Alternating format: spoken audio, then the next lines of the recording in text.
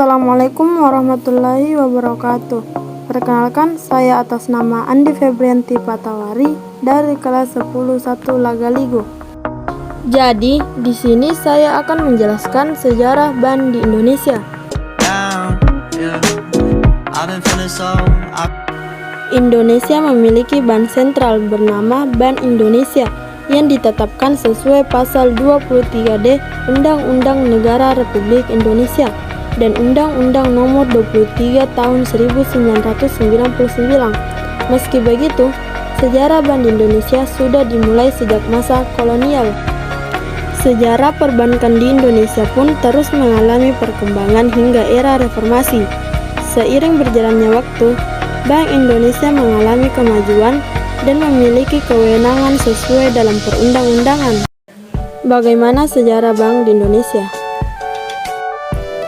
Pada tahun 1746, berdiri bank pertama di Indonesia bernama Bank Van Koran and Van Liening.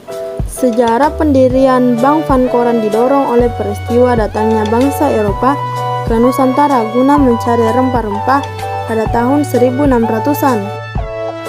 Kala itu, di Nusantara sudah berdiri berbagai kerajaan yang memiliki mata uang sendiri, dan beredar juga mata uang asing bernama Picis dari Tiongkok.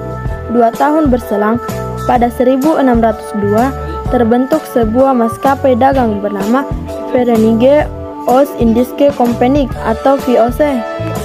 Sejak saat itu, kegiatan perdagangan di Nusantara mulai mengalami perkembangan yang signifikan, sehingga dibutuhkan sebuah lembaga untuk menunjang kegiatan perdagangan.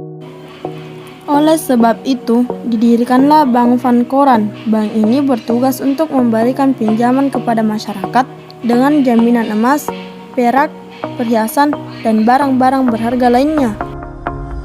Sayangnya, terjadi krisis keuangan sehingga Bank Van Koran harus ditutup pada 1818. 10 tahun setelah Bank Van Koran ditutup, didirikanlah De Javaske Bank atau DJB sebagai penggantinya pada 1828. Pada waktu itu, DJB diberi hak oktroy atau hak istimewa oleh pemerintah kerajaan Belanda untuk bergerak sebagai bank sirkulasi. Sebagai bank sirkulasi, DJB bertugas untuk mencetak dan mengedarkan uang gulden di wilayah Hindia Belanda. Setiap 10 tahun, hak oktroy DJB akan diperpanjang sehingga secara keseluruhan DJB sudah mendapat 7 kali masa perpanjangan. DJB pun menjadi bank sirkulasi pertama di Asia. Memasuki 1830, DJB telah melakukan ekspansi bisnis dengan membuka kantor cabang di beberapa kota di Hindia Belanda. Tugas DJB sebagai bank sirkulasi pun diganti oleh bank buatan Jepang bernama Nanpo Kahaitsu Ginko atau NKG. Namun setelah Indonesia merdeka pada 1945, DJB kembali diaktifkan oleh Nica untuk mencetak dan mengedarkan uang mereka.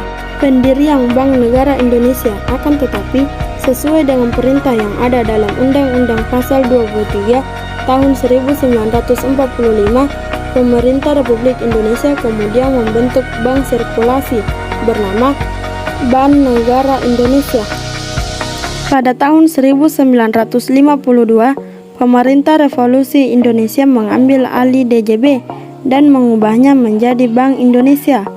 Pada 1 Juli 1953, pemerintah Republik Indonesia menerbitkan Undang-Undang Nomor 11 Tahun 1953 tentang Pokok Bank Indonesia. Berdasarkan aturan itu, Bank Indonesia resmi berdiri sebagai Bank Sentral Republik Indonesia. Selain menjadi bank sirkulasi, BI juga mempunyai tugas lain, yakni sebagai bank komersial dengan melakukan pemberian kredit.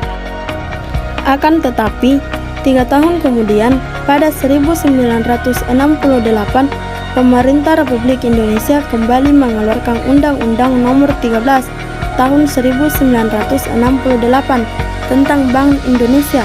Undang-undang tersebut menyebutkan tentang pengembalian tugas BI sebagai Bank Sentral Republik Indonesia. Lebih lanjut, pasca reformasi dikeluarkan Undang-Undang Nomor 23 tahun 1999 tentang Bank Indonesia. BI ditetapkan sebagai bank sentral yang bersifat independen. Dalam undang-undang itu, BI bertujuan untuk mencapai dan memelihara kestabilan nilai rupiah serta menghapus tujuan sebagai agen pembangunan. Sejak saat itu, BI beberapa kali mengalami perubahan, mulai dari penyempurnaan tugas dan wewenang hingga penataan fungsi pengawasan Bank Indonesia.